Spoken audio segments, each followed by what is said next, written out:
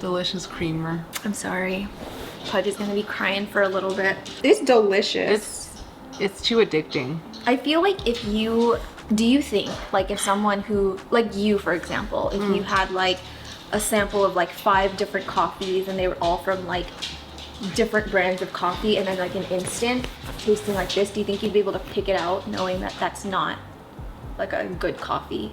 Well, if they all had creamer in it? No.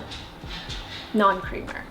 Without creamer. Like milk or like... Yeah. It tastes different. Oh, yeah? Yeah, because it's kind of, like, oily. Oh. Don't you think? You're probably just used to it by now, but it totally tastes different. Oh.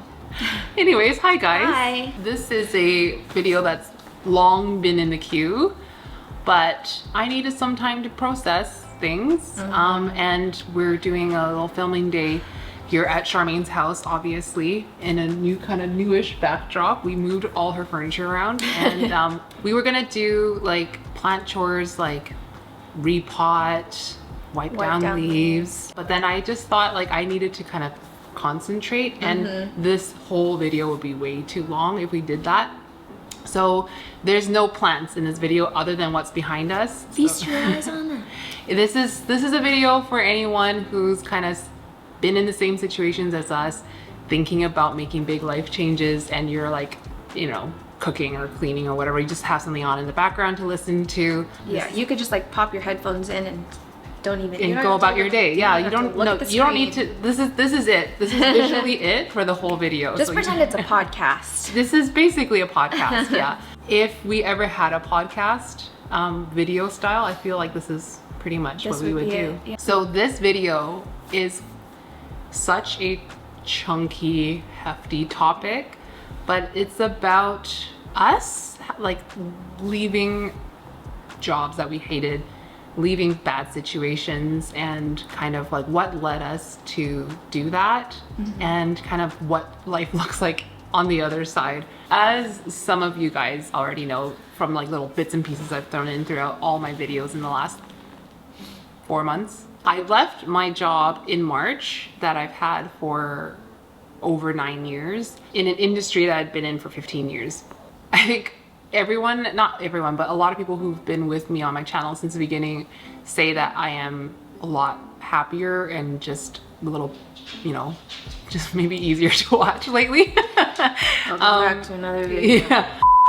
Okay, before I get into the story, this is Editing Alice speaking. I'm just pausing it here really quickly just to say that in editing, I decided to cut out a lot of what I said, not because it wasn't true, but just because I know how litigious some people can be, and I just wanted to protect myself, even though what I did say was true and it was just my experience, but I just thought I'd rather not deal with any potential headache. So if anything of what I'm going to say feels like it needs more background or context, that is the reason why. But hopefully the message and the story still makes sense and I can kind of talk around that, but that is the reason why. So back to the video.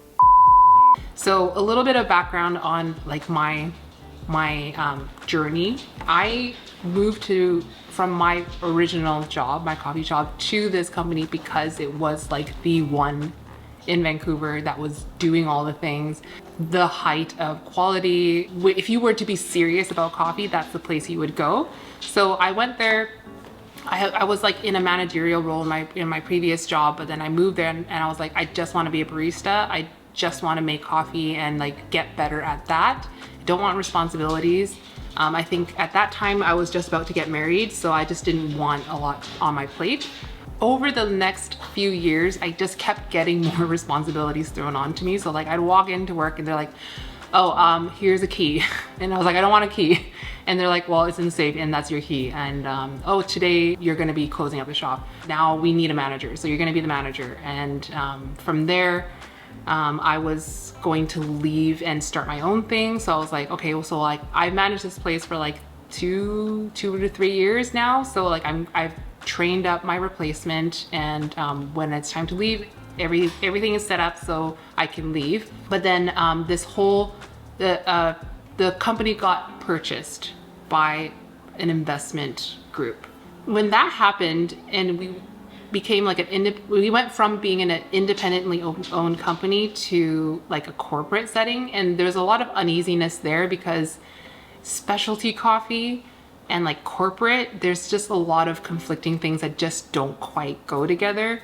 I was taking the optimistic approach and saying like all the things that I didn't like the lack of structure, the lack of accountability, nepotism, all those things will kind of be like flattened out and ironed out by this corporation with like processes and stuff. So I was kind of excited about that. In and around that time, I was kind of like coming out of the management thing. I was kind of like a free agent kind of thing, but I was useful enough to like, they weren't gonna like let me go.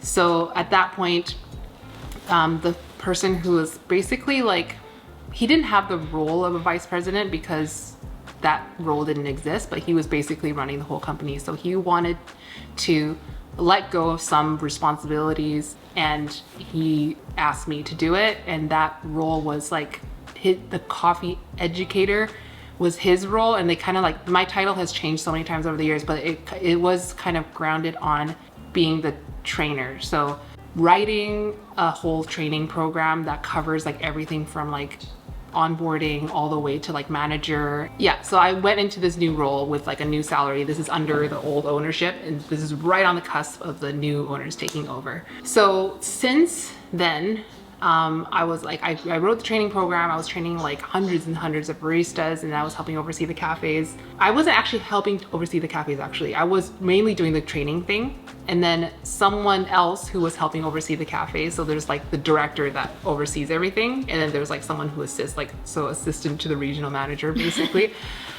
She left right before COVID, and then I basically was asked to like absorb 80% of her role. At this point, this is a few years before I left, and I was like, okay, well, I did it because I was like, who else is gonna do it? I'm the only one who's capable of doing this plus this and do this really well. And I was very heavily emotionally invested in the cafes because that's like where my heart is within the coffee industry. So I took it with no additional compensation, but my role essentially doubled at that point. And then over the next few years, which would be like the last 3 years of me being there, my role just kept growing and growing and growing. At one point, and this was maybe like 6 months before I started YouTube, which was like the worst time of my life. I remember I was in Montreal, I was traveling for work, and I was training a new location that opened, and I was basically helping in training the whole opening team. And then I got a call that one of the managers back home in Vancouver handed in his notice, and would I step in as the manager because I had done it before. So my role then tripled. I was doing 3 people's jobs at that time. That's insane. And if any of you have ever managed a restaurant, a coffee shop, it's everything. Like there's no work-life balance when you're a manager. You're just all the time. Like when people are off, they're emailing you, they're calling you on your days off. I would take vacations and I'd be working every single day of my vacation. So adding the manager piece onto my piece was like not just one person's job, but it was like already as a job in itself more than what one person should be doing. So then that was like kind of like 5 people's jobs. So I did that for almost 2 years. I knew the job had to be done at the end of the day, and like the people that would be suffering had I not done it would not be the people that was like responsible for putting me in that position. Eventually you would have found somebody, right? Yeah. But I knew I could like turn that ship around faster, and it would just be like the most efficient and like best way to do it. And I was like, there's literally nobody else who could take that on in addition to what they were doing. So I did it, and I did it pretty much up until I left. In that last year, so many things happened that by itself wasn't like outrageously horrible, but it became a trend, and I felt like it was really singling me out as like being treated unfairly, and it was a complete mind.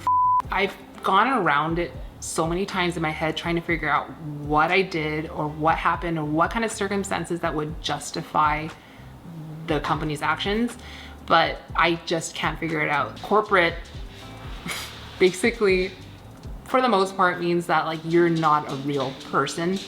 You're not a person that, you know, is unique and is invaluable in some sort of unique way to you. You're just a person filling a role, especially when it's coming from a company that took over, so they don't know people very well. So like one crazy thing is I think it was like the first Christmas, or it was like the Christmas of COVID or something. Everybody got a Christmas present in the whole entire company except for me. Like I was the only one person who didn't get, it was like a gift card to like a grocery store because it was like COVID time.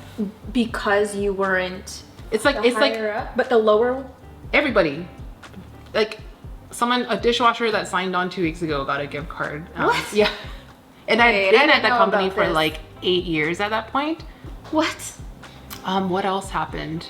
That's insane. That's so rude. It really took me a lot of time, and even now, after I have left, to wrap my mind around that, because, and I hate that I have to preface this by saying what I'm about to say, like, as a woman who wants to speak highly of herself, that like I'm not a cocky person, I'm not a super confident person. I overanalyze everything I do, and nothing I do is ever good enough. But at the same time, I know like I am extremely good at my job. I don't think there's another one of me in this city. I truly don't. I don't know how else to say it. Like there was literally nobody who could have done what I did. And like I felt like I had an ace up my sleeve like for years. Like there is nobody else who could do this. So they must recognize that it would take at least 2 people to replace me. And, you know, eventually when I asked, they're going to have to say yes. And that never happened. When you don't understand what somebody does, and at the same time, they've been doing it so long that they make it look easy, you think it actually is easy. My sister told me this, like, it's like a little anecdote. I don't know if it's like a true story. It seems kind of made up to me, but the message is there. So like her art teacher one time told her a little story about, it was Picasso in the story. He was like in a park, and he was like drawing or painting or something. And a woman walks by and sees him, and she's like, "Oh, that's so amazing. Could you draw me?" And so he like really quickly drew her, and it was obviously amazing. And so she was like, "Oh, like that, I love it so much. Like, how much do I owe you?" And he was like, $20,000. And she's like, "What do you mean $20,000? Like that took you 5 seconds." And he said, "No, it took me my entire life," which is really true of like, now I'm trying to learn, recognizing that what I can do now, like you couldn't just walk in and do it. And I have to remember that when I'm like advocating for myself in the future, and I can't wait for somebody to see the value, and I can't be like sitting here trying to convince you of my value. It's not my job to convince my manager that what I do is valuable, and that that it is good for business, and it is worth compensating for. Like that is literally her job as my leader, to see my strengths, see my weaknesses, and help develop who you're managing. It's just like very poor boomer style management. And like, I'm sorry to boomers, it's not to generalize an entire It's not all generation, boomers. but like it's a very typical of the boomer generation, and like the way things were back then, to demand and squeeze and expecting people just to be happy they have a job. Like be grateful you're even employed. Ultimately, she is the reason I left. I could not see the company going anywhere under her leadership. I knew that it would just like, I knew the ship was sinking, and I just needed to jump out. And since then, it's been like just such a huge weight off my shoulders, because like in the last year, I was really starting to believe like maybe they are right. Like how can so many people, or not, how can they deny the value for so long if it wasn't actually valuable, you know, and actually true. So when I started to like question that is when I was really considering quitting. Okay, so my boyfriend and I met at this company and we worked together. So that made it really hard for me to leave. He's in senior leadership, so him leaving was a bigger impact. And his personality is like British people are kind of like get your head down and work kind of thing, and like don't complain and just do it, and like don't make a big deal out of it. So I knew that if I were to leave first, he would never leave because he would end up absorbing a lot of what I did, and then he would feel too bad to like just abandon people. So I needed him to do it first. So I was waiting and waiting and just like, you know, encouraging him to leave and leave and leave. And then eventually after like many years, he left just before Christmas of last year. And then I waited until, because like we have a mortgage and everything, so we couldn't both be out of work. So I waited until he got a job, and like maybe I think a day or two after he started his new job, I handed in my notice, and now we're both out. And it's been just a life-changing thing for our relationship and our work-life balance and how we are and our moods and like Just mental health and everything completely changed. Yeah. I know there's like probably tons of things I didn't cover in that story, but trust me, there was more things that aren't coming to the top of my head right now, and some things I just don't feel like I should share on YouTube. But a lot of things happened like that like was just like, you don't give a shit about me and you will never ever value me, so I'm gonna leave. How do you not give that person a gift card? You mother. I mean, I want to say this, but I'll say it, and if I feel like I need to cut it out, I'll cut it out. Yeah. It's infuriating. Oh my god. Yeah. I remember when I was like, why? Yeah. Tell me why. Nothing. I was so close to egging that. Oh like, man.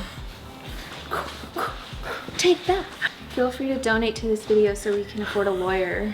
Just in case. Yeah, so that's my story. Wow. And then we'll get into like the aftermath of after leaving the job later, but I want to hear your story.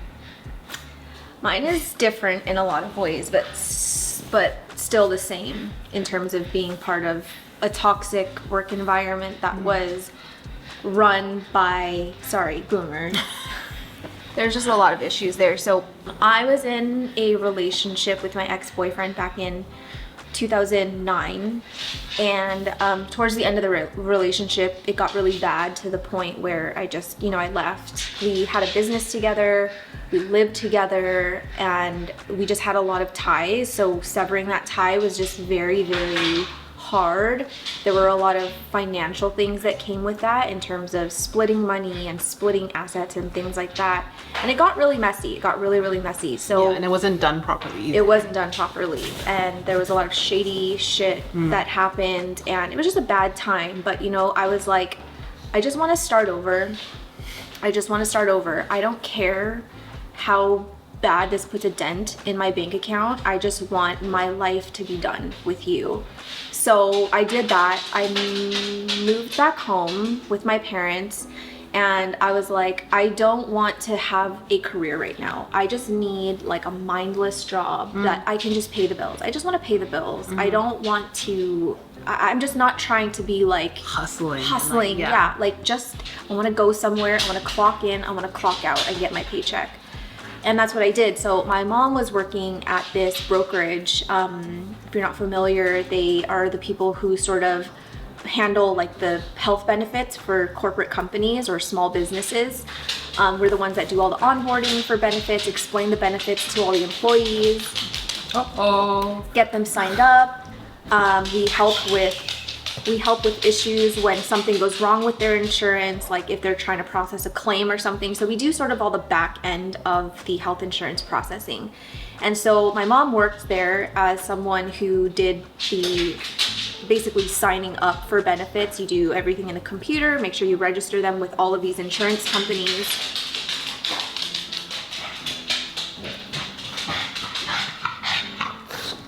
Pause. Okay, sorry for Pudge sounds. He has been released. But my mom was like, oh, we need somebody to help with that stuff. And it's super easy work. You mind your own business. You don't have to talk to customers. The most you have to talk to are the insurance companies. And I was like, I could do that. That's fine. So my first day of work, I was like, oh, this is actually like super easy. It's literally just like taking what you see on paper and inputting it into the system. I was like, I can do that. And my boss, she kind of noticed that I picked up on it really quickly. Like by the first day, like I was supposed to have been training for like a week, but by the first day I'm like, oh, I don't need any more training. Like I can do this, this is fine. And I like plowed through so many files in a span of one shift. And so my boss, that's when a light bulb, she was like, what was your process in handling all these files? Like, how did you pick up on it so quickly? And when you're doing, like, I don't know, our generation, we're more sort of understanding of technology and computers and stuff. And so I was generally just doing everything faster than everybody. Yeah. Because all of her employees were, super old too. Like my mom's age, right? Not that my mom's super old, sorry. Yeah. She watches your videos, she's gonna be like, what the hell? Older, okay? The older generation. Yeah, it's natural. Yeah, it's natural. So I was doing that for a couple months, and I just realized that so many of their processes were ancient. Like they were faxing things, you guys. They were doing so many things on paper. Whereas I'm like, why don't we just digitize this? Why don't we use DocuSign? Why don't we do things that can speed things up? Because something as easy as getting a signature from someone can take like 2 days because they don't see the fax.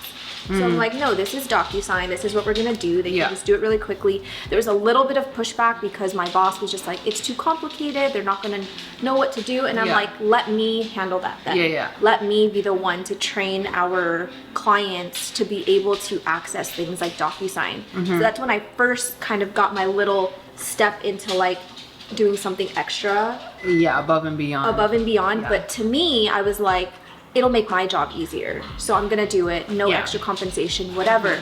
So slowly over time, I'm refining these processes that have been in place for so long, digitizing a lot of things. Sorry, I'm being so distracted right now. So, and then we make these little like benefit handbooks for each of the clients so that they can understand what all of the different packages mean. And me, as coming from like a graphic design background, I looked at these little handouts and I was like, oh my god. It's just like, it was so bad, you guys, like done on like Microsoft Word, and like just everything looked so crazy. So we would get all these questions because people are confused, and I'm like, if it was just redone a certain way in the handbook, we would just have them understand right away what we're trying to say. So then my boss was like, okay, how about we start tweaking the handbooks, and that can be your job too. So again, adding on another layer of things that I wasn't compensated for. That all goes well. She loves the new handbooks. And now she's in a fight with her account manager, who's been there for over 10 years. She makes one mistake and she fires her just like that. 10 years of work at this job, and she let her go. I think it was like through text or something. Like it was something really, really bad. And it wasn't like she was like a huge mistake that like no, cost. it wasn't a tiny mistake, but it wasn't a huge mistake that would like make that client leave the brokerage, right? It was just something that she was just like, wow, I can't believe she did that, and then just fired her over it. And the up part was that this employee had a special needs son who needed this insurance through the company, and she was just so quick to be like, well, she needs to figure it out. So that happened. We didn't have an account manager. So then who does she ask to be the account manager for all of her clients? Me. So not only am I processing benefits and making benefit handbooks, I'm also now managing all of the accounts. And managing the accounts is a full-time job. This is what that woman was doing for 10 years solely. She didn't do any processing. She didn't do any of that. She just managed the accounts, because you're talking to different clients all day long. You're talking to the insurance companies, trying to like get the best benefits for these companies. And it's like, that was so out of my scope of knowledge, because I knew how to do process things. Like, yeah, you want me to transfer this document into the system, but I don't know about insurance packages and like what all the numbers mean and the co-pays. I'm like, so I had to learn it. And I was expected to kind of just like know everything and be able to advise these clients on what to do when I don't even have knowledge of it myself, which I think was like a huge violation of her industry. Like, you know what I mean? Yeah.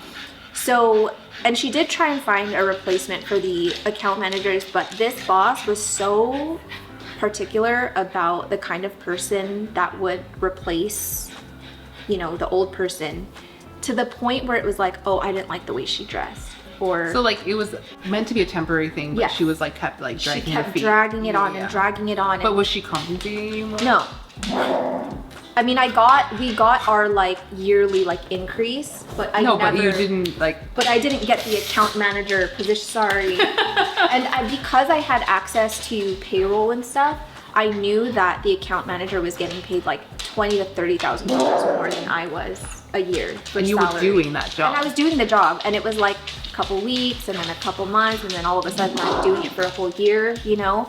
And I just kind of let it slide. And the thing that really put me off, I wasn't super mad the fact that I was having such a big, like, I was doing so many roles, because I will say I was getting paid pretty well. I wasn't getting paid what I should have been getting paid, but I was getting paid well for a job that was supposed to just be like a mindless thing, right? Yeah. Looking back now, it's kind of just like, I think it was all part of her plan, but you know, she would take us to these fancy restaurants, she would take us to get pedicures and manicures, she would take us to these like little weekend getaways, and I think that was just her way of like making it seem like she cared about us when all of it was going to be a tax write-off anyway.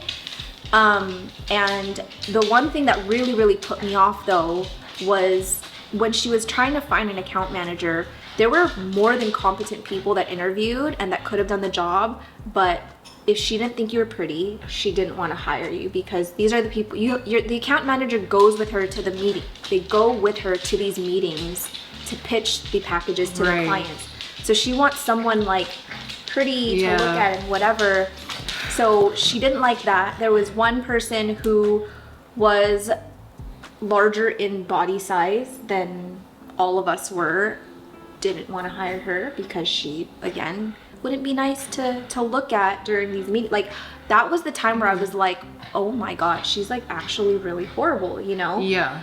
There was another person that came in, she was sitting in the waiting room for the interview, and then she like came back and was just like, like she already said she wasn't gonna hire her before the interview, just based on the way she was dressed and the way she looked. I was so icked out by her, but I needed a paycheck, whatever.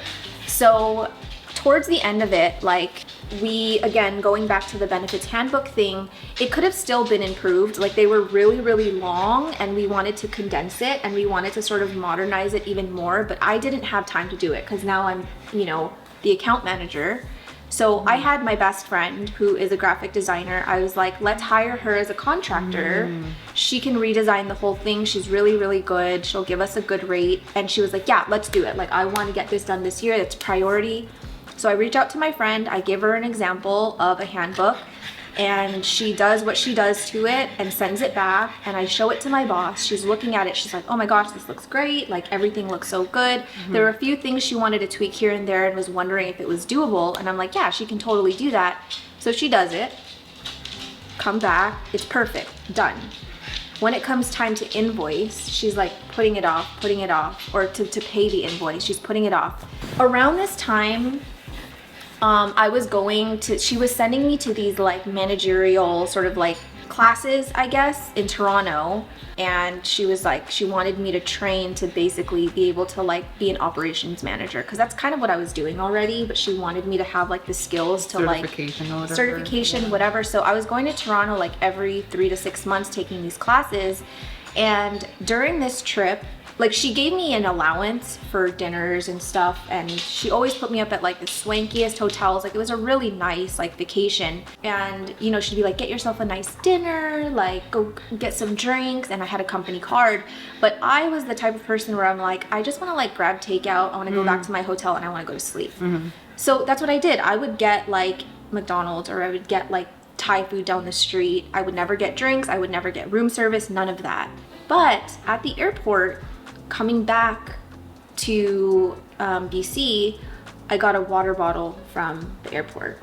Okay, so this week I give her all my receipts, and then a few days go by, and she's like, we need to have a meeting. And she was basically saying how we were going different directions, how she's not sure if it'll work because I'm in Canada, because I was working remotely at this point. She's like, I don't see it working anymore. And kind of again sort of gaslit me into thinking that it was something that it wasn't. Like the issue was something that it wasn't, but was trying to convince me that it was an issue, and was trying to convince me that like me saying it wasn't an issue is me not understanding that it is an issue. Like it was just this weird mind of just like, I'm not understanding why we're even having these conversations because things were going so smoothly. Yeah.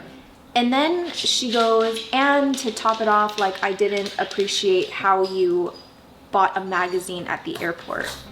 And I was like, what?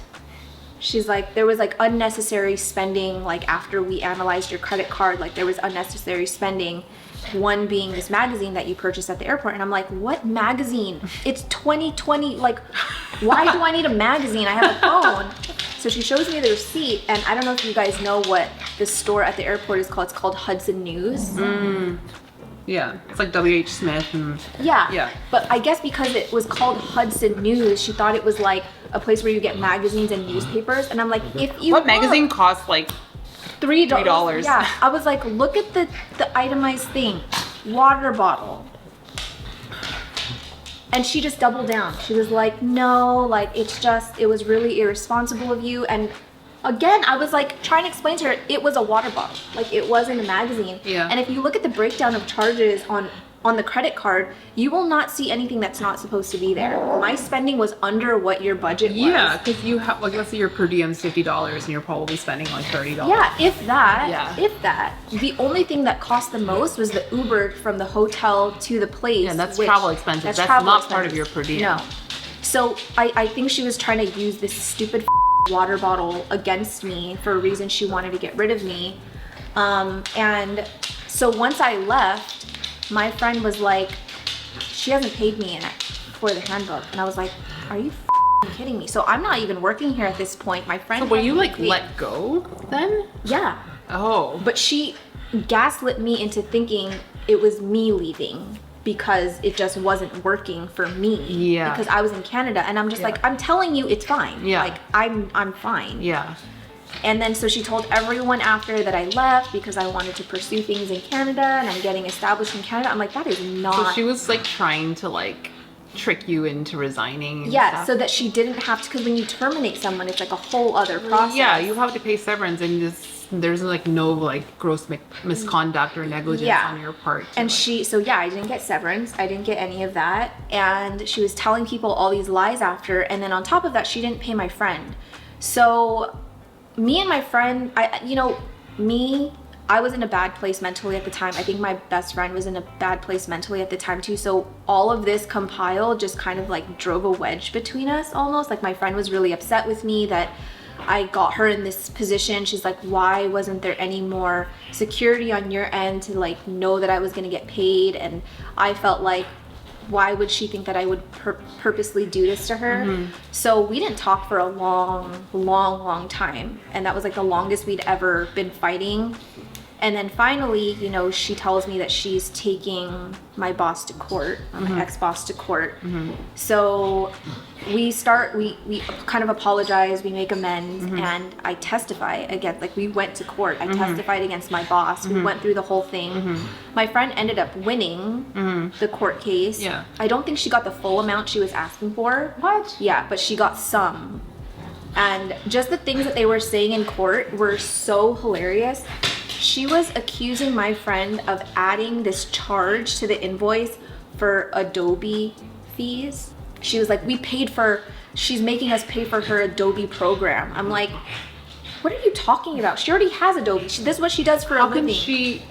How could she prove that if it wasn't on an invoice? It wasn't. And she Yeah. was basically saying, I think these charges is she's charging me for the cost of the program. I'm like, Was she like representing herself? Because like what Yeah. lawyer would allow? yeah. would No, allow? we were both representing ourselves. okay, It was 'cause, small like- claims court. right, No, okay. and in court, when she said that, me and my friend looked at each other and we just like laughed. Like we were just like, holy, that's what I mean. Like it was very boomer of her. This Adobe, like she charged me for this program. I'm like, you realize she has the program. She doesn't need to charge you for the program. Or she's like saying that it was some sort of scam. Like Yeah. she's like Exactly. kind of slide one in.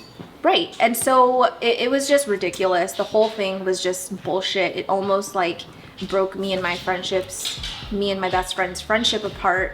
And just looking back, oh my god, this dog is crazy. Oh my word. He's like having the time of his life. He's like flinging his toys around. So I guess all of that, it was just, it forced me to leave because one, I was being undervalued monetarily, being stretched too thin, kind of like yours. Yeah, totally exploited, gaslit. Yeah. And just, again, not sort of understanding the value that I brought to the company. I'm like, dude, I fully automated you guys. Like, the reason you guys even have this process now is because I was there. Otherwise, you guys would still be faxing shit. You would just be bleeding money and labor. Exactly. Yeah. And I'm like, you know what, whatever. So I left and never looked back. And I still want to like blast her online, but I'm like, I don't know.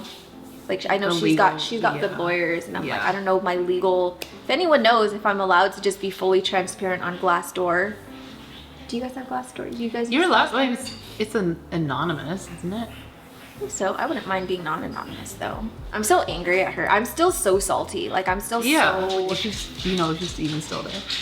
Yeah, she owns the company. Oh, she owns it. Oh. And it was kind of like, because we were very involved in her personal life too. Like, we would run her personal errands. We helped her set up for her like parties at her house and stuff. And she was renovating her house. And so I was like, this is probably why she's trying to like cut down on costs everywhere so that she could have more money for this renovation. She wanted to like extend part of her bedroom to be her whole closet. So she gets rid of her manager, account manager, has me step in, doesn't pay me anymore. And like, there's my closet. There's my closet. Shady, super freaking shady. There's so many other things the things that people happen, think that they can get away with.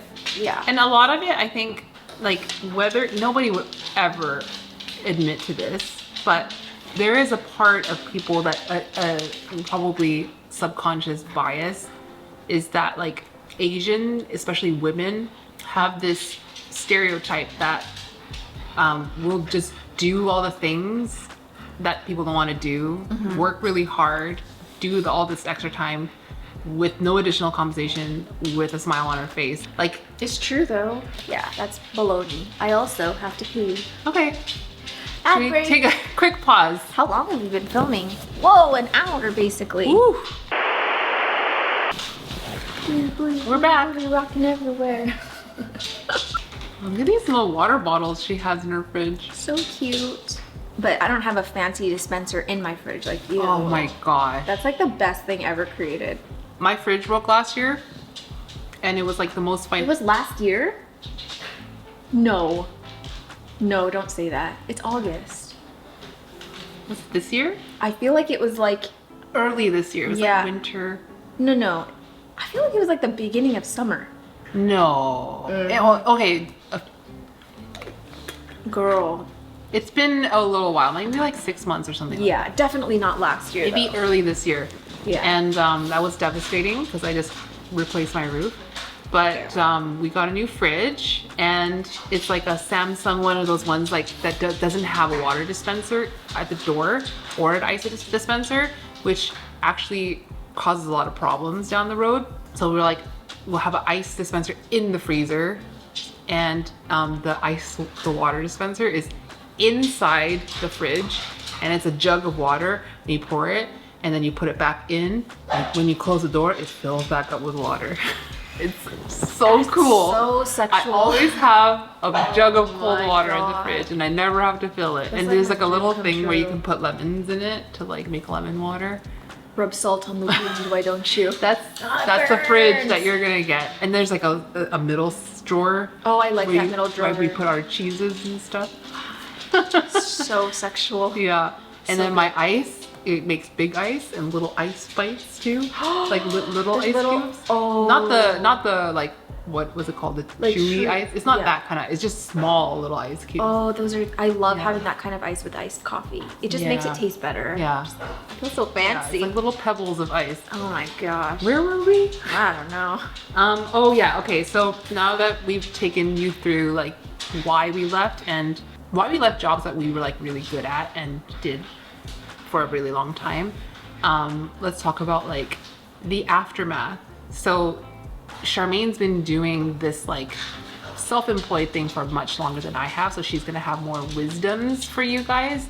But there were a lot of questions that came in on Instagram surrounding that I think that she would be able to offer some advice, although she has had other videos, and I think one on my channel where you talked about like structure and things like that. So I'll link those in the description. Yeah, I'll speak first about like what it has been like in the last 4 and a bit months since leaving like a salary job and jumping into a very unstable place. So my plan when I quit was to find a job first of all. So I had like I gave myself a month to find a job where like there would be no disruption of income.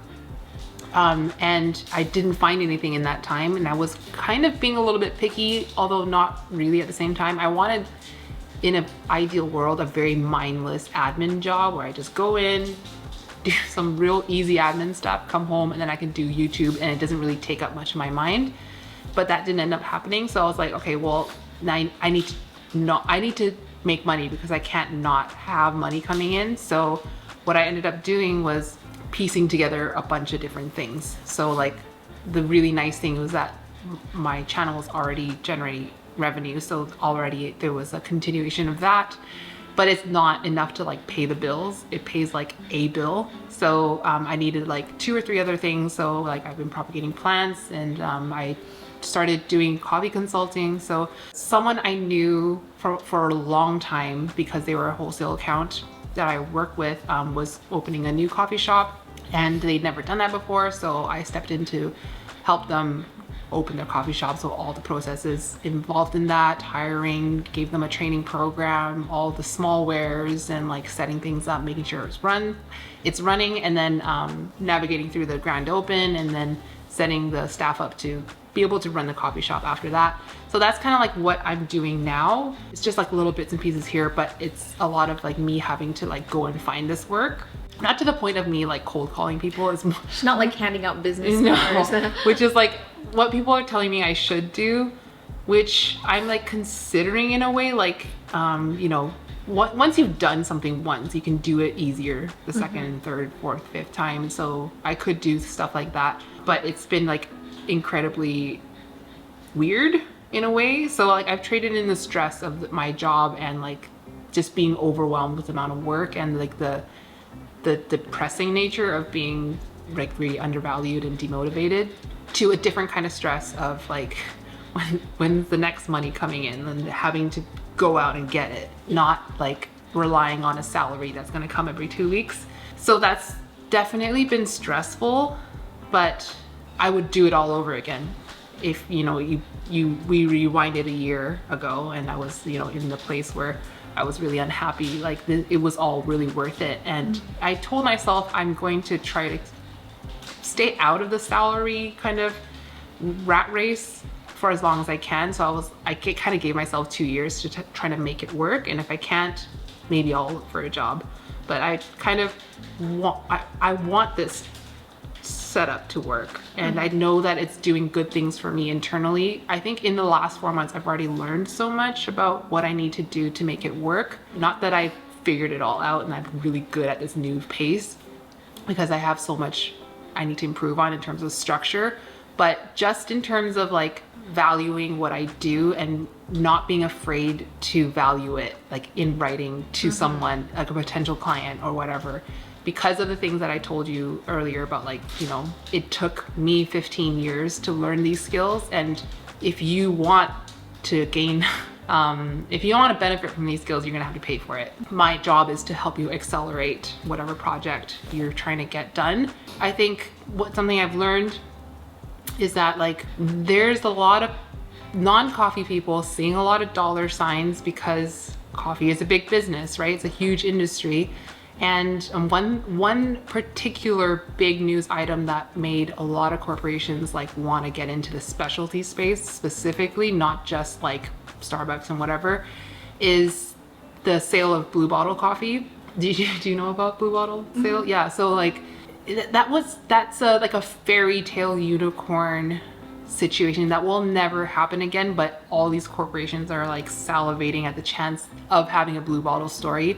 So Blue Bottle comes from California, but it's like it was very very kind of innovative at the time for being so simple. So they have like a menu that's like this big and it's very minimalistic, and they serve good coffee. And they were quite a young company, but they were aesthetically very pleasing. So there's like this marriage of specialty coffee and like lifestyle. And in just a few years, they sold to Nestle for like $400 something million. And kind of not that long before Blue Bottle, there was Intelligentsia and there was Stumptown that sold to like big corporations for hundreds and hundreds of millions of dollars, but they were much older companies than Blue Bottle. So Blue Bottle is like this, that's never ever gonna happen again. But people see these little specialty coffee shops that have like really good reputation, and then we can repackage that and like make a ton of money.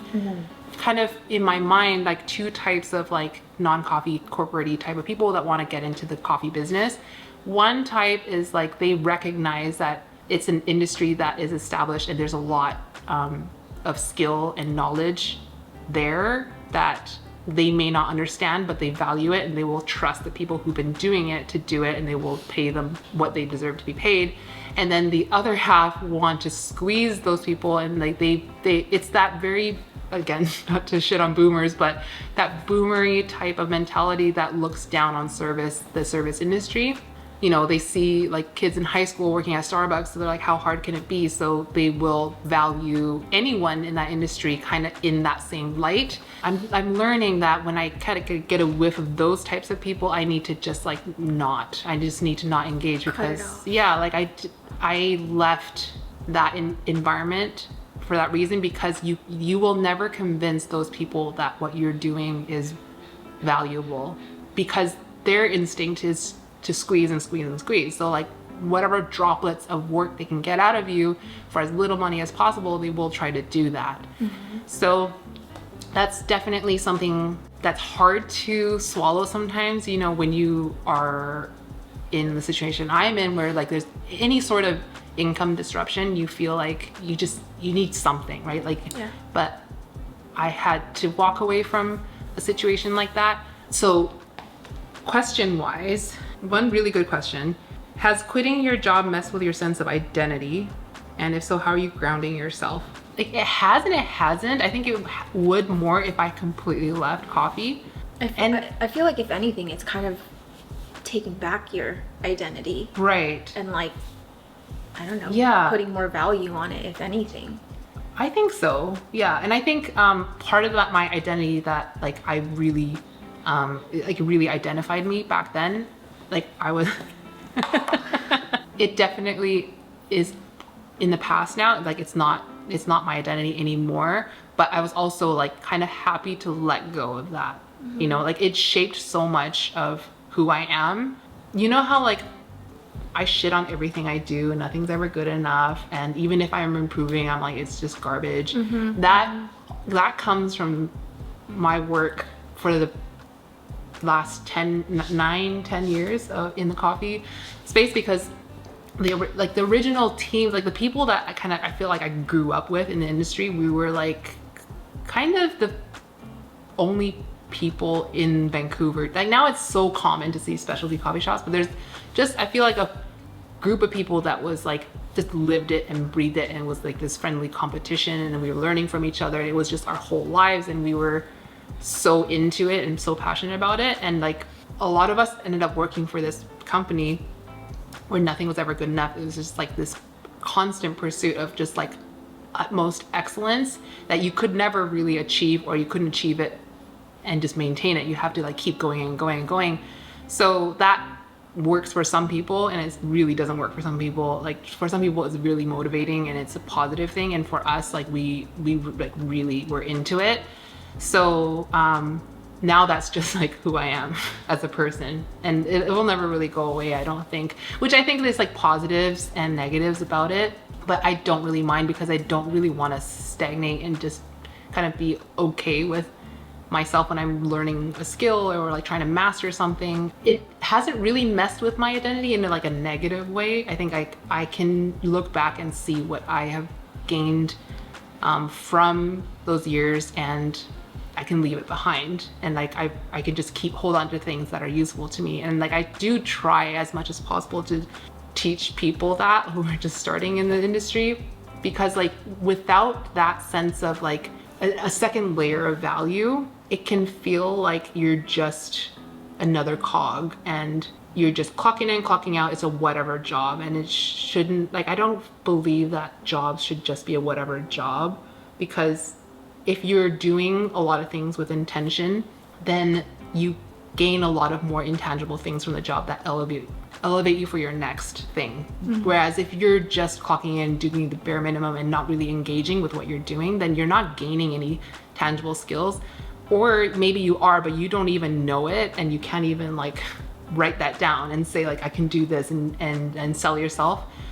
Not that like everything is like a hustle and like climbing the ladder and everything, but like every day you clock in, those days still pass. Like, why don't you be conscious about what you're gaining and take as much as you can, even if it's not monetary, gain as much as you can to, you know, make yourself a more valuable person in the workforce. So yeah, that's kind of my answer to that question. Do you have anything about like when you quit, like you didn't quit actually? I got canned.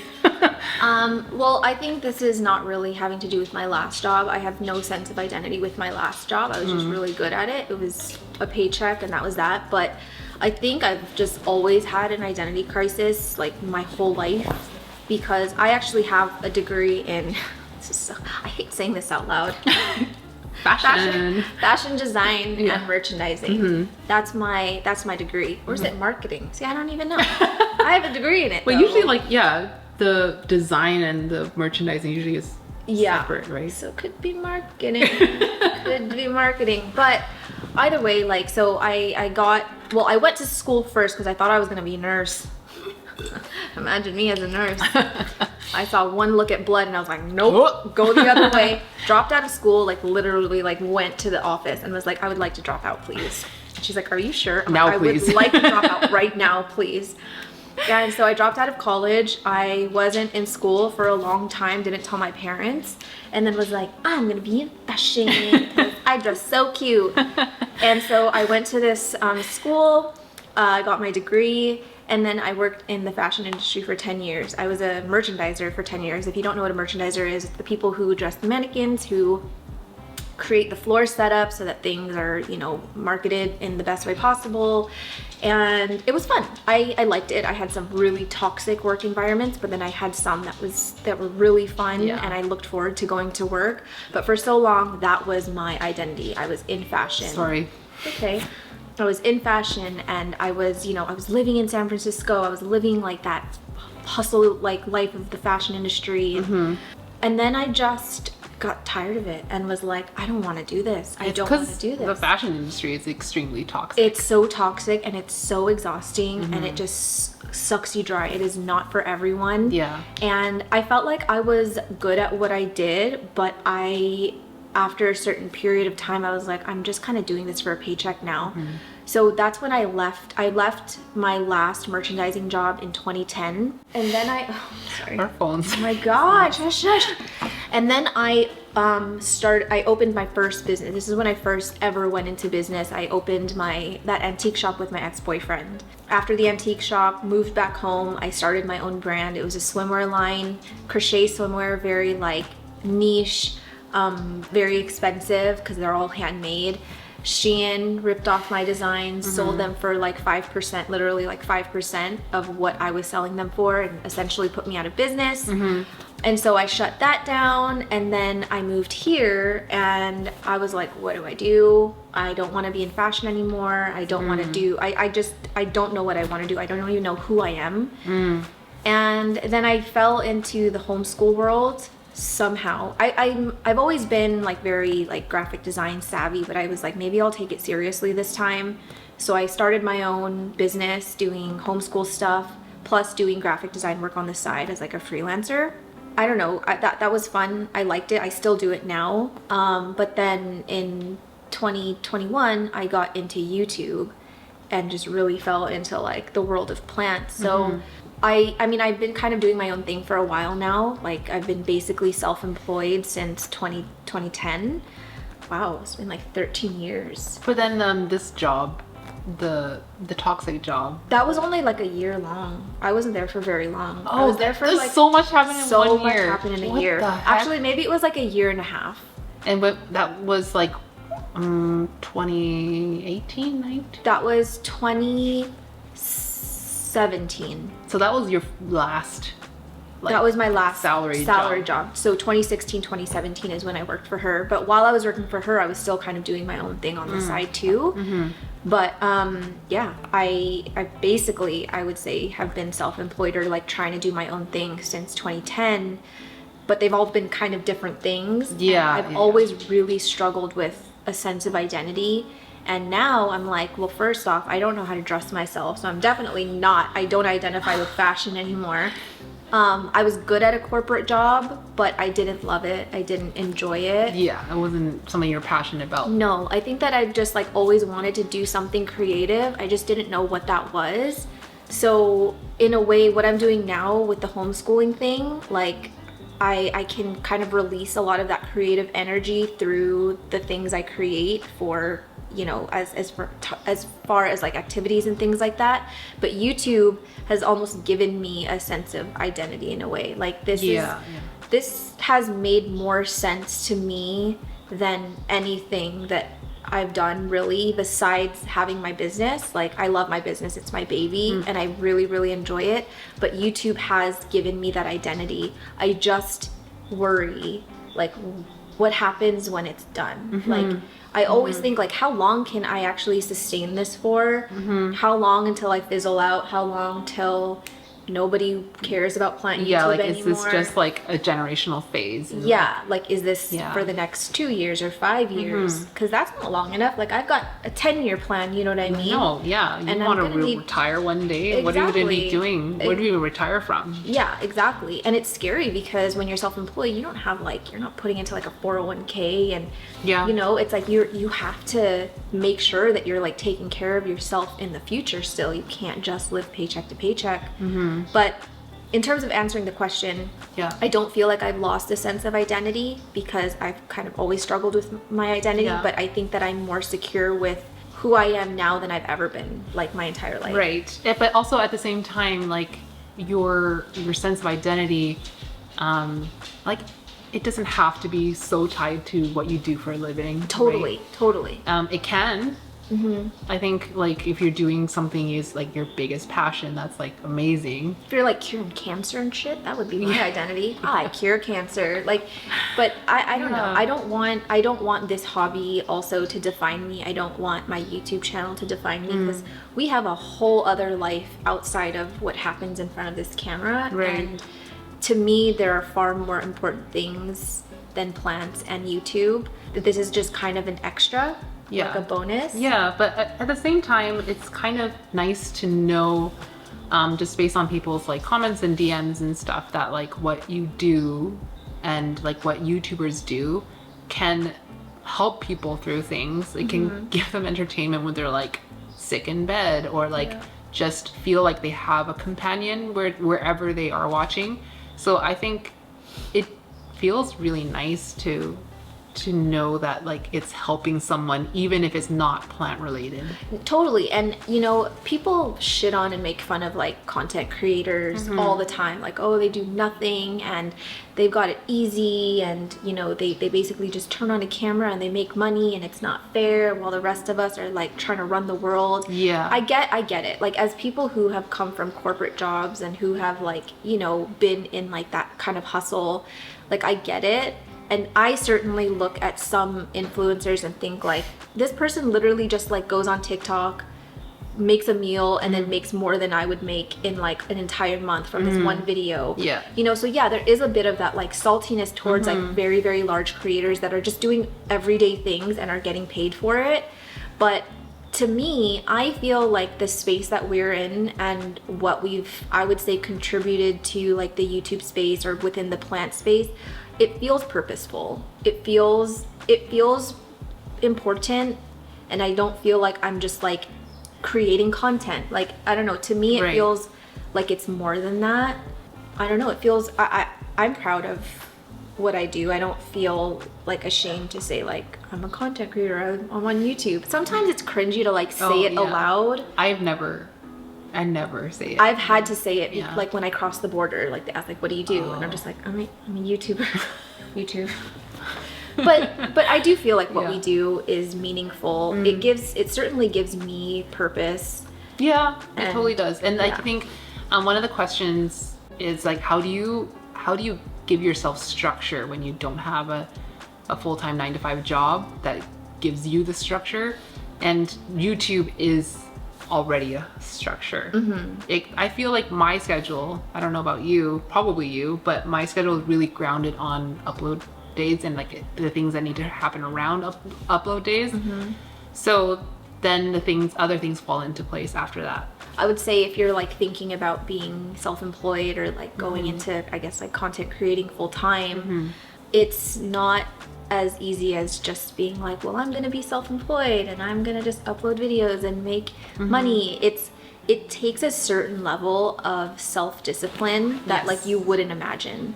Yeah. Like, do you know how tempting it is to like wake up on a Friday, it's sunny, and I'm just gonna Play phone games all I'm just day. gonna play phone games Yeah. today, or I'm just gonna sleep until 12 and I'm just, Yeah. you know what I mean? Like there's a certain amount of like accountability you have to have for yourself because otherwise it's just gonna go to shit. Like you Yeah. won't get anything done. Yeah.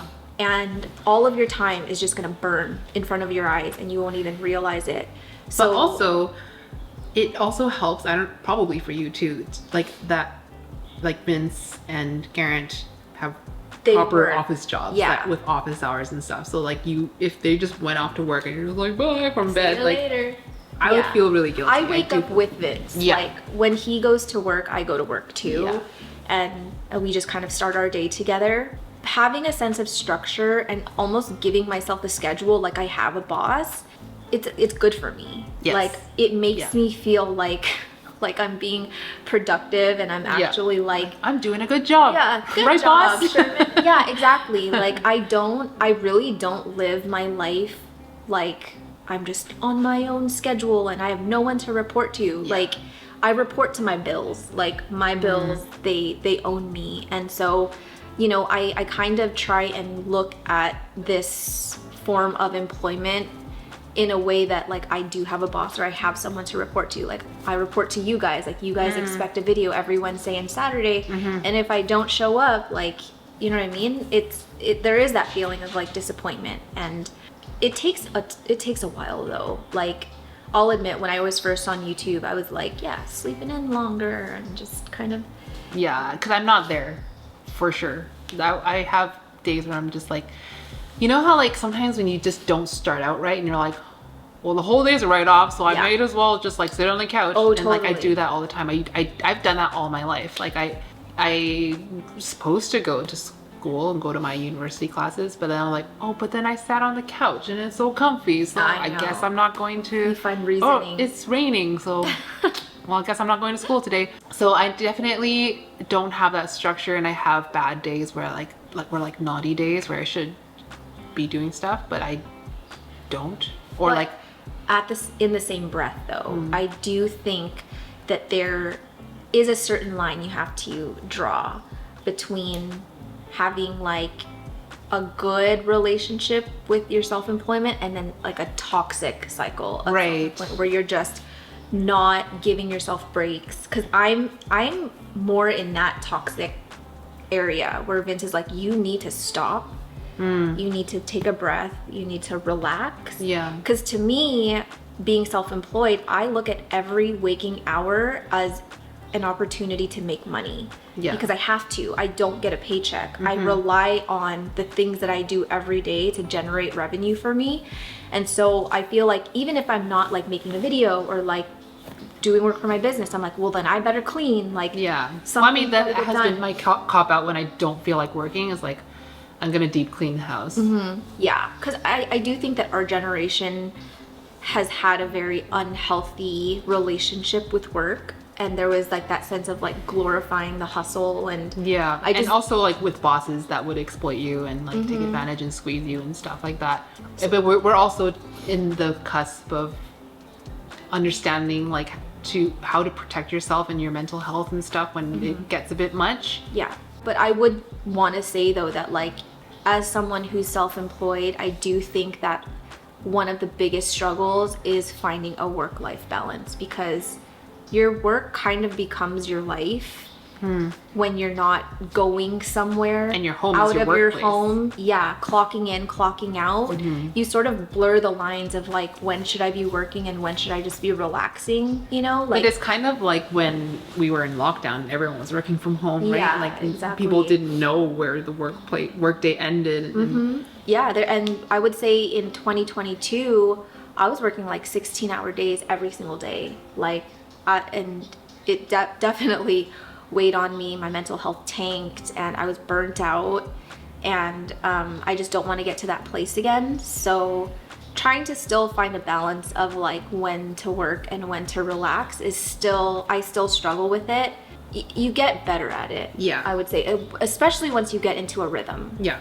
Anything you do repeatedly, you're gonna get better at and faster at, more efficient at. This is something that I always like try to tell people, the people that I train, is that like mastery is a repetition, right? So like, you know how they say you have to put in 10,000 hours of something to really master it? So you're gonna get to that mastery much quicker if you're like doing it properly, and then you repeat it properly, and then like you get fast by no effort of your own. Your body will naturally get fast at doing things, or your mind will get faster at doing things together with your body naturally. So why not just work smart? Don't do a shit job just to get it done faster at the beginning, because you're gonna master like Doing a shitty job. So Yeah. like do it really well, even if it just takes a little bit more effort. Then you're gonna do it really well, really fast, super effortlessly. Like that's the approach I feel like when you're starting something new that you really do want to get good at, that you have to be really, you have to work through those kind of growing pains at the beginning. Yeah. And suck for a bit until you get better. So I mean, making videos for you now is like so much easier than like even like a year ago. We're right? like on, I would say I'm like on autopilot now. I've got everything down to like a science in terms Yeah. of like how long this is going to take me and when that's going to go up. Like it's crazy because like before I couldn't even wrap my mind around doing one video a week. I'm like, one video a week, my God, it's like, when am I going to sleep? But now doing 2 videos a week, it's like I'm truly just on autopilot and it just works for me, and I can even get ahead, like really ahead sometimes. But I do think it helps that like we're doing something that we really enjoy. I'm like, yeah, I get to play with plants today. It's fun. And honestly, as people with like not like greatest self-esteem, YouTube has been really great for like my sense of like self-worth, I think.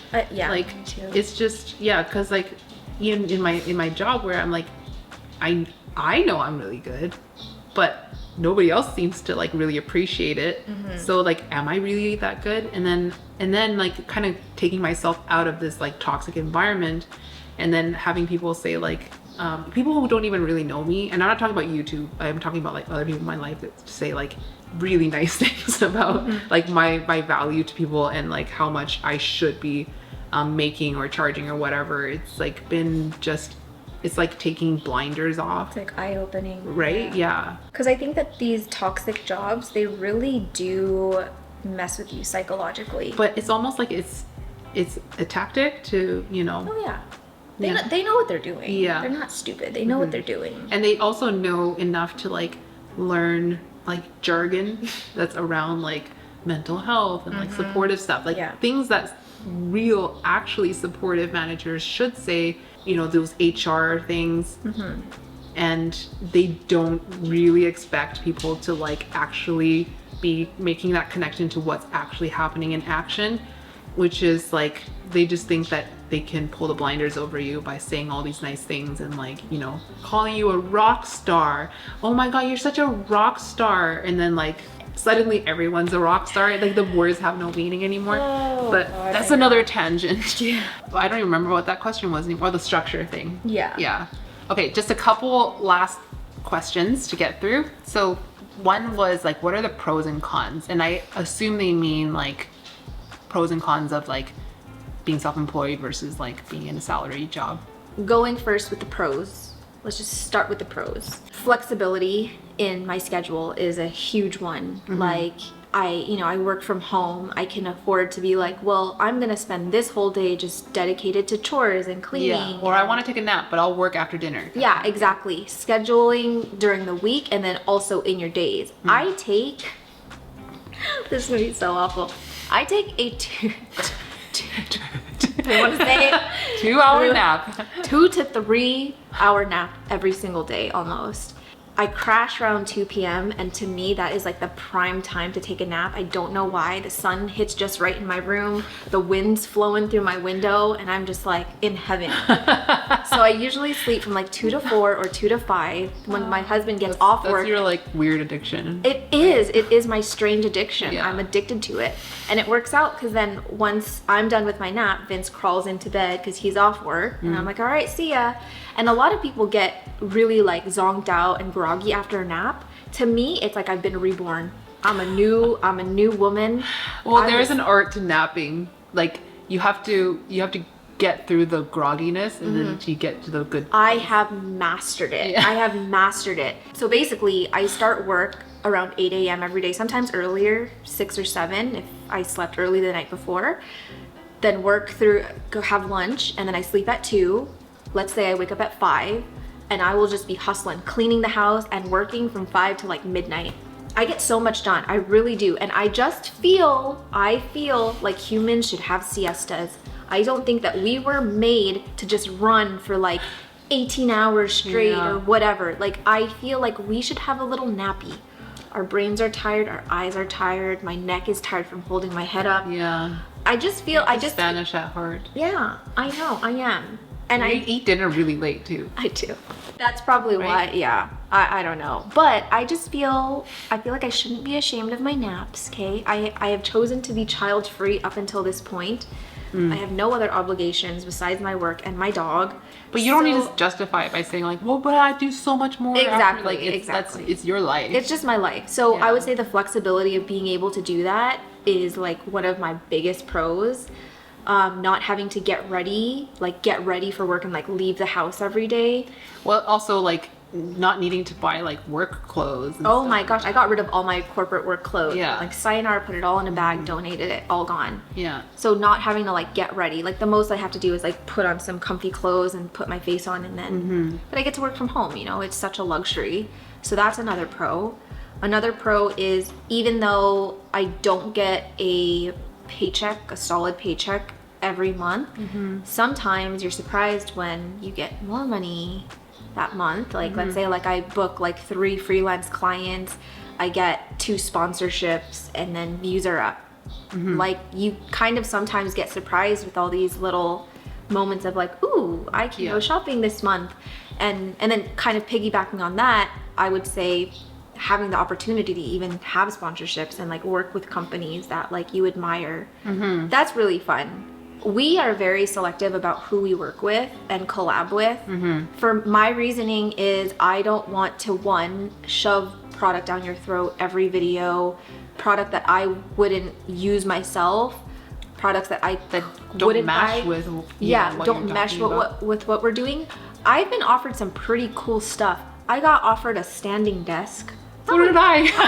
I would love a standing desk. and or like we get offered things that maybe we don't like, but like Vince or Garrett would really like. Yeah, they They're would like, really like it. like, oh, but should I just do it so that you could have a standing desk? Yeah, but you know, you have to like pick and choose who you work with. But even having that opportunity, I like realize, like I'm very grateful for. I don't take that lightly.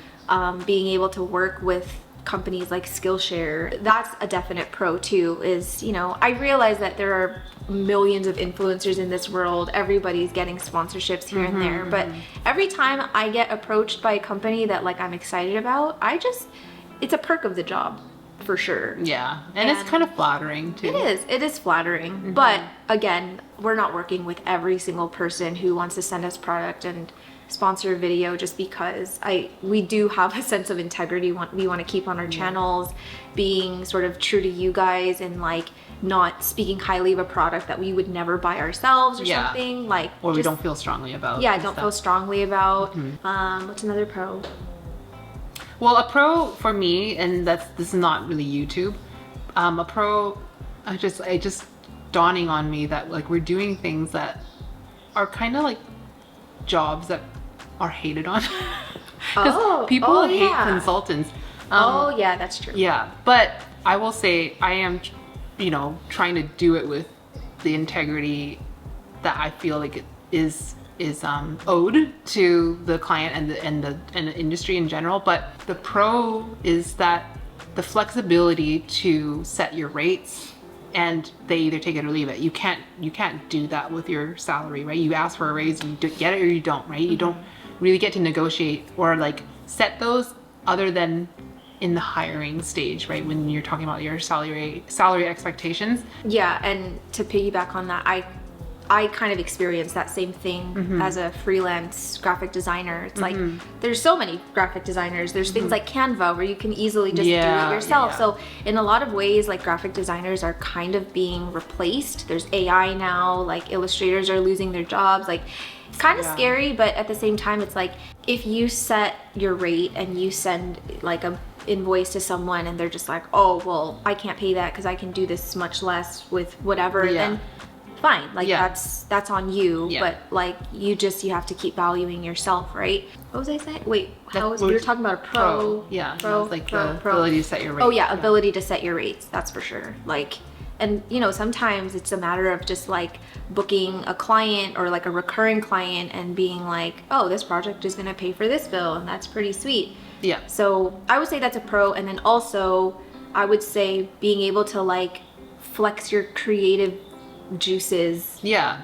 All and the you're time. you're not bound by a job description. No. So you can go out and get what you want to get. Once you do something that requires a lot of bravery, that a lot of people are afraid to make jumps, and they're like, I will do this when I'm in this place in my life or whatever, or when I have this much money, and they talk themselves out of going for something they want to do, or like acting on an idea that they have.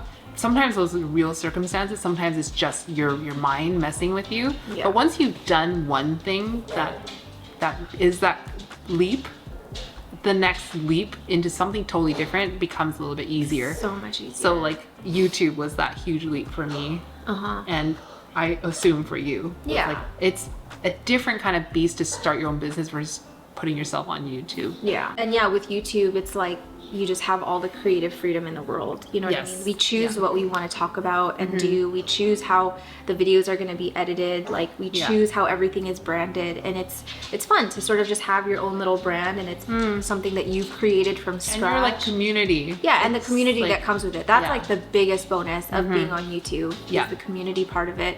And I feel like a lot of people who watch creators say these kinds of things, they maybe feel like they're not being genuine, and they're just saying that so that you feel like gaslit into thinking like we're a family. Yeah, it's I this appreciate is our you. channel. Yeah, because like you guys are basically paying our bills. You are paying us every time you watch these videos, and so I do feel like sometimes people don't think it's genuine, but like we talk about this all the time. We're just like, we are like super freaking lucky, and like so lucky. I don't know how this even happened.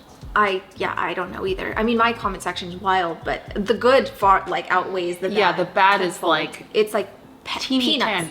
peanuts. I almost said penis. It's like penis. Peanuts.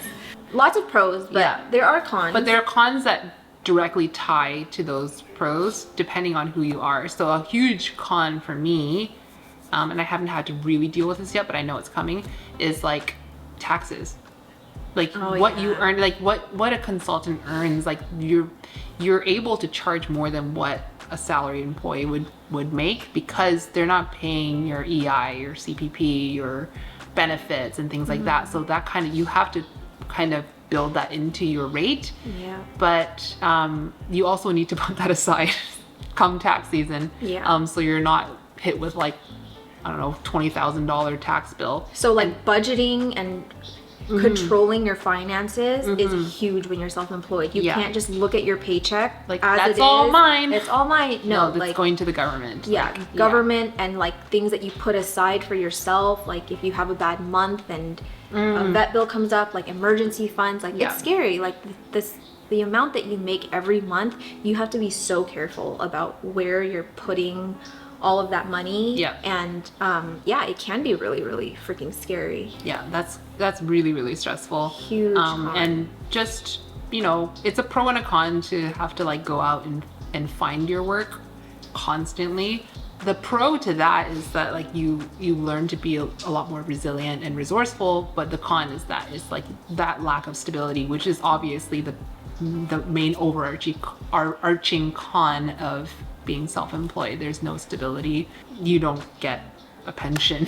You No. don't get I don't know, all the benefits that come with a stable salaried job. You know, you can manage it in a way that maybe like you put aside those things that help, and like having a partner that has a job with benefits that you can go in on is really nice, you know. It's a squishy fallback. Like I Yeah, feel a sense yeah. of comfort knowing that I really am taken care of by Vince. Mm-hmm. And I know not everybody has that. I don't know if I could have done this without Vince. I don't know if I would have jumped into YouTube Mm-hmm. without Vince. He's a huge reason why I was even able to do it, because he was like, go for it and do it, And I'll he's take the care of stability us. piece, right? Yeah, he's the stability piece. So I like owe a lot to Vince for this Yeah. channel even being anything now. And it's nice that like every month that goes by, every year that goes by on YouTube, I am getting a little bit more financially stable and able to really like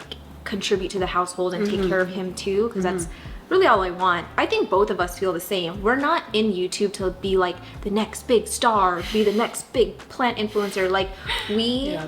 want to just like do what we love and foster this little community that we've created, and we want to pay our bills and be comfortable. Like trust me, we are not doing it for the clout and the fame. Like Yeah.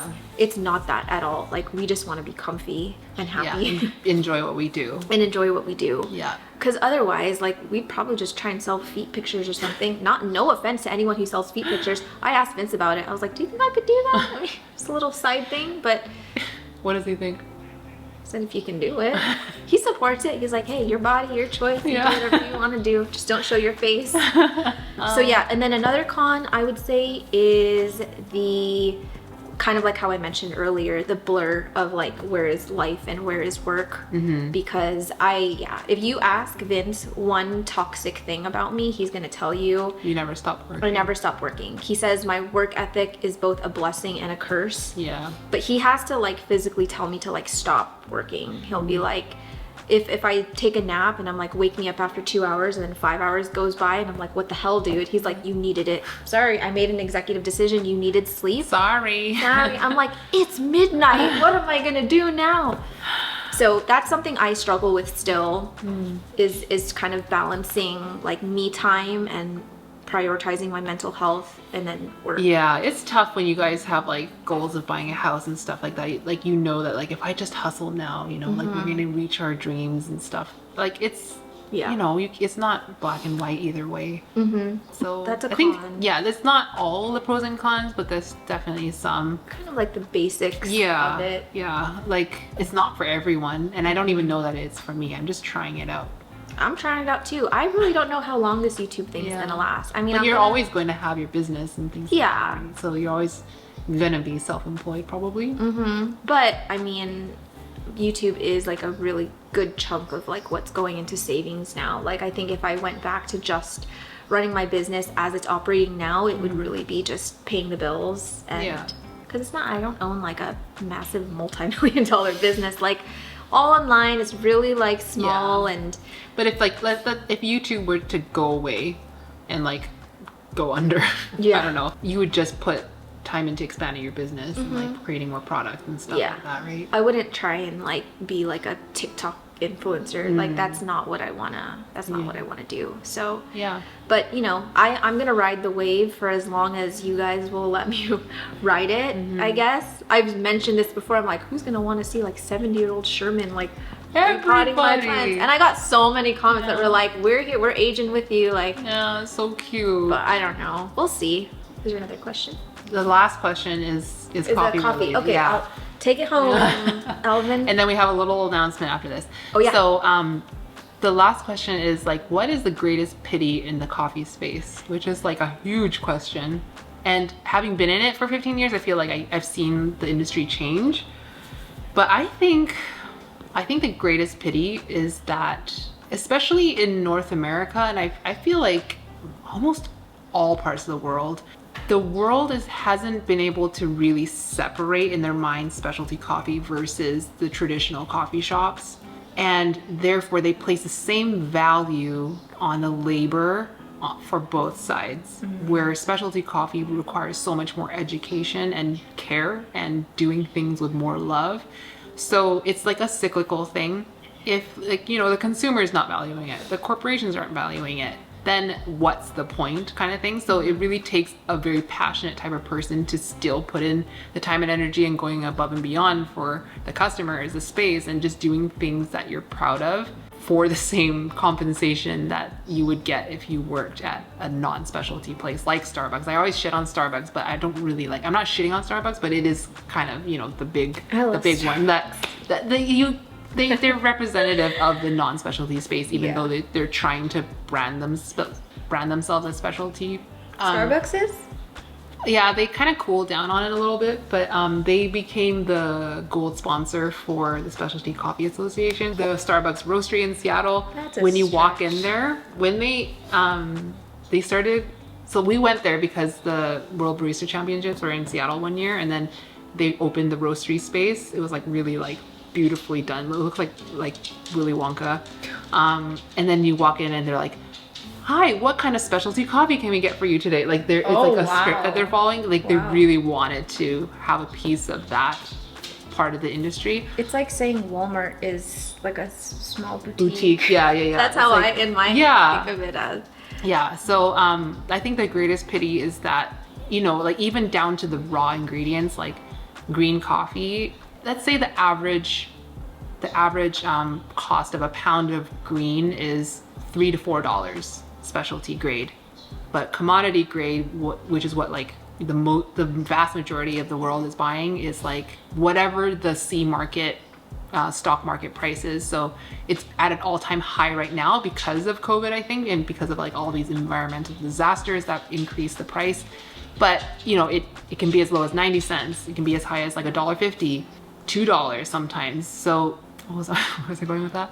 Oh yeah. So wait. Value. Oh yeah. So like when you walk into a specialty coffee shop and you buy a drink, a latte made with more expensive raw ingredients, you're not willing to pay, or like coffee shops get pushback for like charging the same amount of markup as would a coffee shop that's using much cheaper coffee. I don't think the world has really like consciously valued it, and therefore the cyclical thing is that like the people doing it aren't going to like put the love in that makes what specialty special. So I think, and this is my hot take on the industry, I think that specialty coffee has already peaked and is on the decline because there's just not enough juice left for the people who are really going to do it well to be like fulfilled and properly compensated, and then it's further being diluted by people who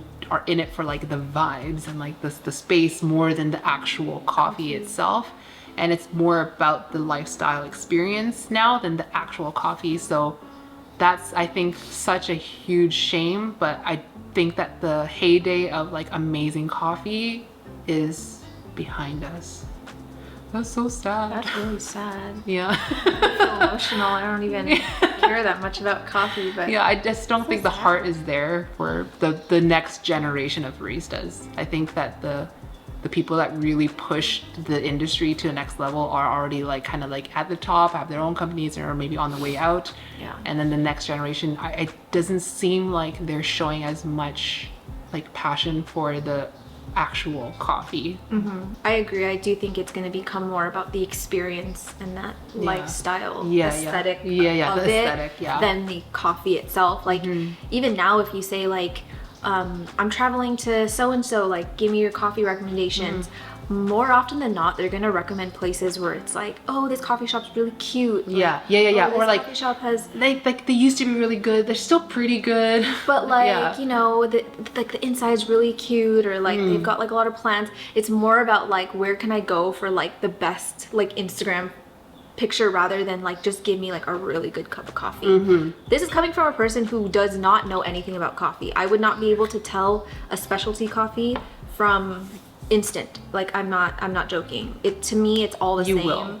And I dilute my coffee with tons of sugar and creamer because I Right, like sweeter yeah. coffee. Yeah. You know, and I'll admit when I'm in Portland, for example, like I go kind of for the vibe too, like for the like if it's a really cute place or it's a popular place, like I'll go there. But when I drink a coffee, it's just to me, it's just a coffee, you know. And that's and I think that just piggybacks on what she's saying. Like to the average consumer, like myself, I'm not like where can I get the best coffee? But also, but if you're a daily drinker and you always go to the same coffee shop, or you choose a coffee shop to go to on the way to work every day, consistency is going to matter to you so much more than the peak quality that coffee shop's able to produce. Yeah. So if you went to Starbucks every day, you're going to get exactly the same thing no matter what, and it's never going to blow your mind, but it's going to be the same.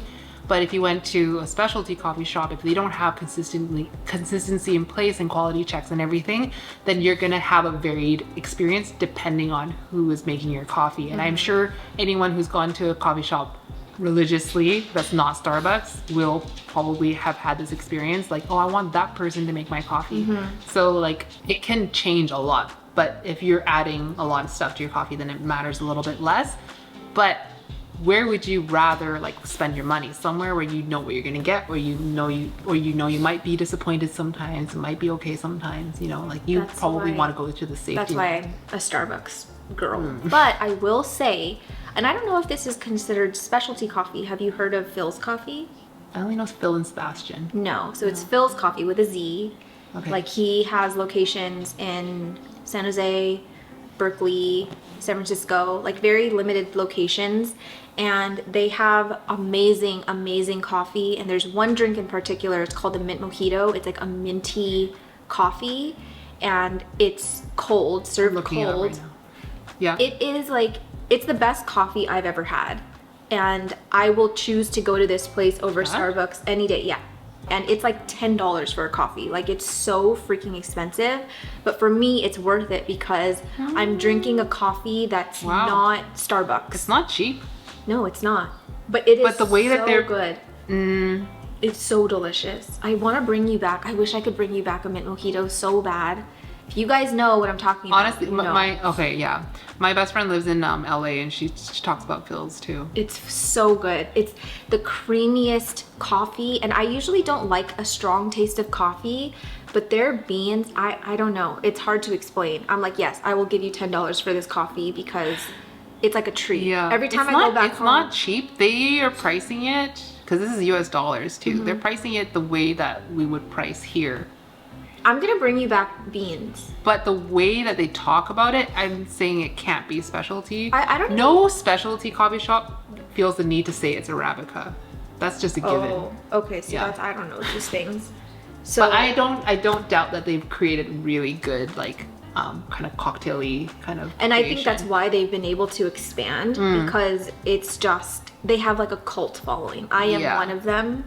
And I think when I first had a mint mojito, they probably only had like 2 locations or something. And so they've expanded a lot, Interesting. but it's so good. Pfizer. I will wear that. I'm a Phil's girl. I really want you to try a mint mojito. It's so Let's go to good. California. Be about it then. Be Be about it. Be about it, you fake ass. when it's Winter. less crazy and violent.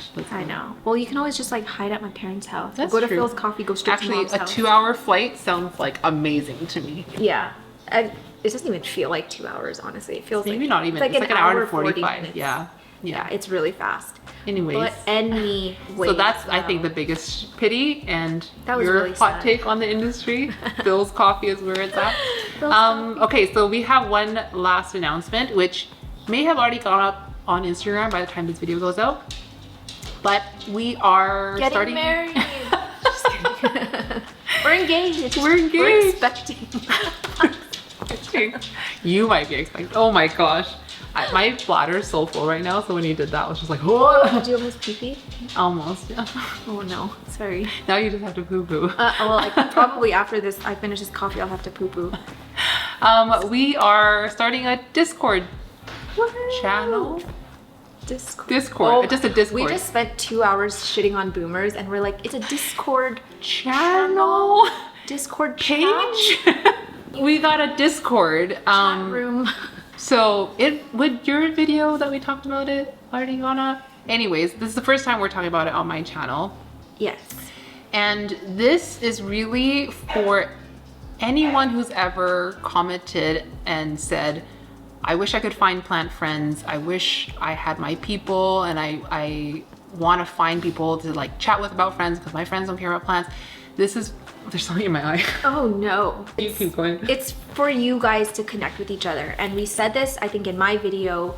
Like, we have attracted the coolest people. Oh, I thought the sneeze was gonna come out. Damn it. No! It was there and then it She's retracted. had a sneeze for 2 days. It's been stuck in my face and I It's feel like like- it's gonna explode. No. No. So yeah, like yeah, we you have guys- attracted the coolest Funniest. people. Funniest, coolest, wittiest, cleverest, Knowledgeable. silliest, goofiest. You guys are all kind of the same in a way, like personality wise. Like you guys would understand each other's humor. Yeah. And you guys, you would just be such good friends, and we just have to play matchmaker. We Like, have to connect. We have to connect you guys. You can find friends. This I is promise. like, think of our Discord as like plant Tinder, but for the people to find friends. And not just that, where we can talk about plant issues, and you guys can help each other with your plant problems. Plant problems. Yeah, and there's gonna be a lot of topics. So there's gonna be like show and tell, no drainage. tests, Yeah. all sorts of things, and we're gonna be there. But it's more for you you guys to guys. like connect. Don't think of it as like anyone who chats in there, like you're expecting one of us to like answer it. It's really it's just a community, and we're just like the little hosts. Yeah, like, yeah. just But holding we're the not gonna platter we're not of gonna be food. like silent. You No, know? It's no. like, but it's not gonna only be us. You know. Yeah. Hopefully, not us always pushing things along. Hopefully, we'll kind of grow and become a little bit more organically fun to be in. Yeah. So I will link that in the description. We don't want trolls and like mean people. Like it's gonna be moderated, and Yeah. you know, we're not just gonna let anyone in. There will be like rules in terms of like your behavior. If you're freaking rude or whatever, we're just- Yeah. No. you're Yeah. out of there. Yeah. I would probably be a pretty ruthless mod if someone's just not I'm being a ready. good- I'm ready. good This is part of the your yeah time my to time to shine. It's your time It's to just shine. like this is a place to be understanding and kind to people. Like we can disagree on stuff, but it doesn't need to be Disrespectful and- Yeah. Yeah. So that's super exciting. We've been sitting on this for so long for no good reason. No It's good been reason ready at to ready to go live, but we just haven't done it. So hope to see you guys there.